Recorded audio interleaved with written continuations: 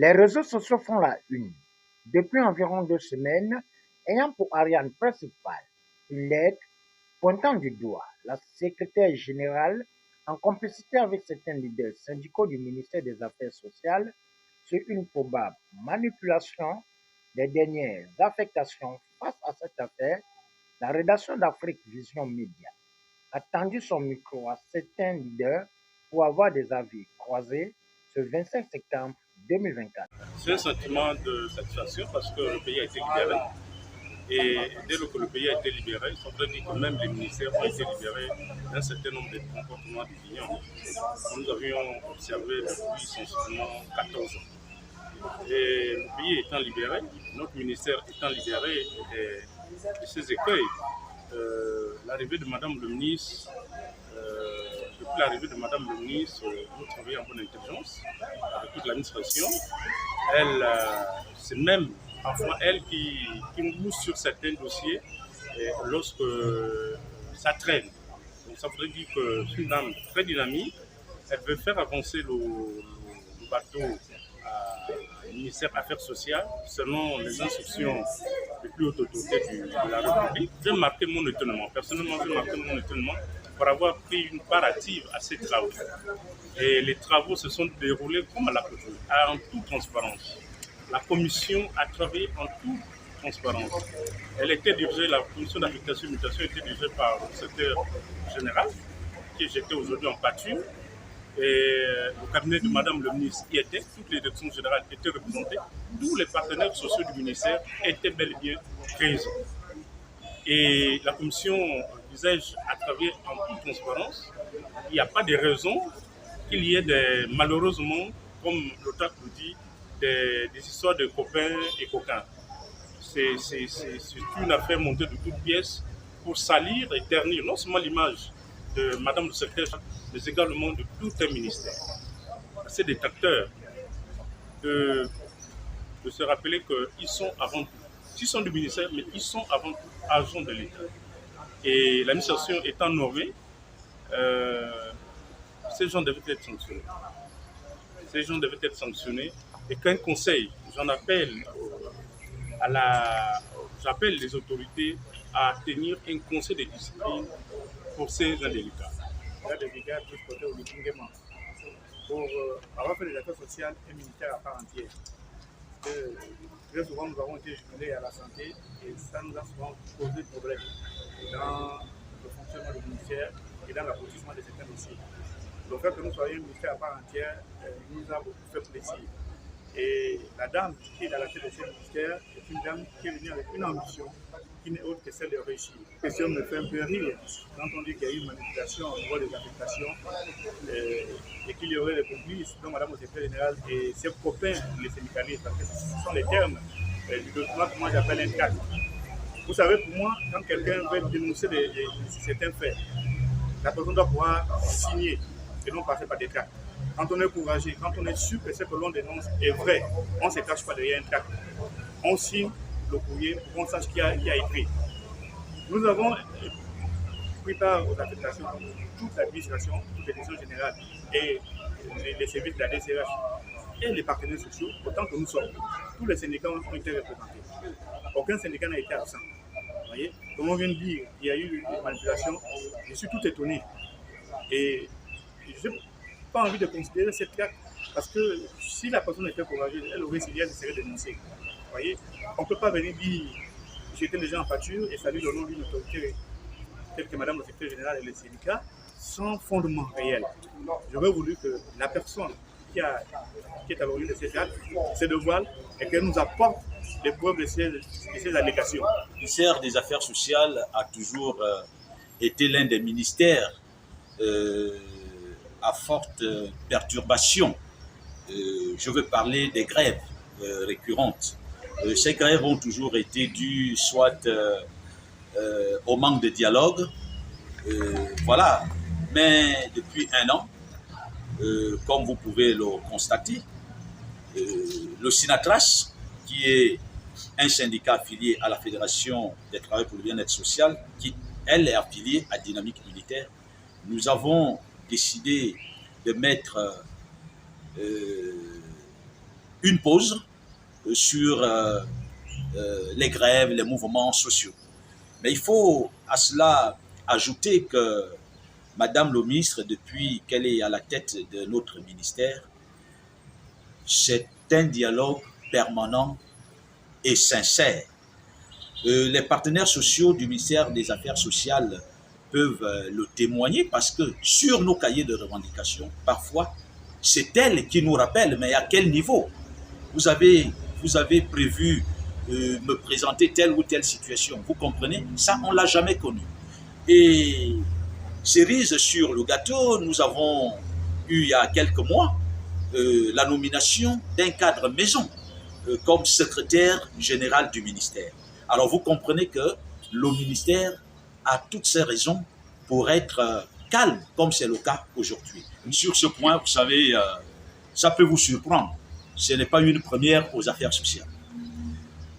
C'est le même syndicat qui a toujours posé le même problème parce qu'il estime qu'il doit s'arroger tous les pouvoirs au ministère des Affaires sociales. C'est combattu depuis. Malheureusement, les mauvaises habitudes ont la peau dure. On nous a parlé d'une lettre ouverte, un tract à la limite, et c'est l'occasion pour moi d'inviter les services spéciaux pour mettre la main sur l'auteur de ce tract.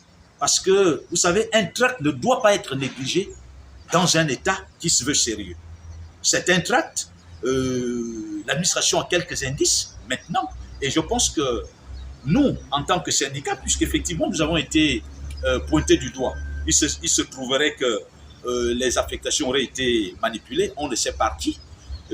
Comme vous le savez, la règle voudrait que, après une commission d'affectation, si vous vous êtes senti lésé, vous faites un recours et une commission de recours est programmée qui va regarder les cas de recours. Pour les recours qui seront pertinents, ils seront agréés. Vous comprenez? Et tous les syndicats de la Maison Affaires sociales avaient bel et bien pris part à cette commission de bout en bout.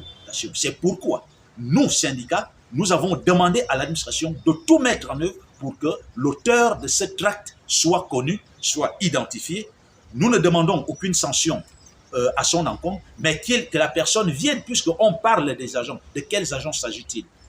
Le président de la République, son Excellence, le général de brigade Brice-Clotaire Olinguema, avait demandé à ce que chaque ministre fasse ce qu'on appelle le dialogue au sein de son ministère. Et chez nous, aux affaires sociales, depuis que Madame le ministre est arrivée, nous avons eu beaucoup de rencontres. Et c'est ce qui fait aujourd'hui qu'il y a de l'accalmie chez nous. Parce qu'elle applique le dialogue entre les partenaires sociaux que nous sommes et l'administration, c'est-à-dire la hiérarchie supérieure. Et je ne vois plus la raison qui peut nous permettre de faire peut-être un mouvement de grève. Je pense que je ne pourrais pas nier aujourd'hui que je n'ai pas été à la commission d'affectation parce que j'étais dans le compte du SAPAS. J'ai bien représenté le SAPAS dans cette commission d'affectation. Les rumeurs ou bien la lettre qui circule dans les réseaux sociaux ne regardent que la personne elle-même qui met cette lettre dans les réseaux sociaux. Parce que nous avions été en commission d'affectation, la hiérarchie supérieure et nous, les leaders syndicaux, nous avons travaillé en symbiose. Rien n'a été fait en cachette. Tout était fait devant nous. Et tout ce qui a été fait, nous l'avions signé. Moi, j'ai porté ma signature sur ça, tout comme les autres leaders syndicaux. Dire aujourd'hui que ces affectations ont été peut-être monnayées ou tripatouillées, je ne sais pas comment qualifier ça, c'est faire du mauvais cœur. C'est raconter ce que tu n'as pas vécu. Et ça n'engage que la personne qui est l'auteur de cette lettre. Parce que moi, Urbain Bamebe, secrétaire général adjoint du syndicat SAPAS, je sais que la commission des affectations s'est passée comme ça devait se passer, en présence de nous tous. Aujourd'hui, nous lisons comme vous autres, où les gens racontent que la commission des affectations s'est mal passée. Je ne sais pas. C'est à ces gens-là de venir s'expliquer et de nous dire à quel niveau les choses n'ont pas marché. Si par exemple tu avais quelqu'un ou tu as proposé quelqu'un et que ça n'est pas passé, ça fait une omission. Ça ne veut pas dire que les affectations ne se sont pas bien passées. Ça, c'est mettre en faux les leaders que nous sommes et notre administration. Depuis que la nouvelle tutelle est là, elle a su mettre un climat de dialogue. Nous avons des commissions permanentes qui se tiennent quand il y a un souci au niveau du ministère des Affaires sociales.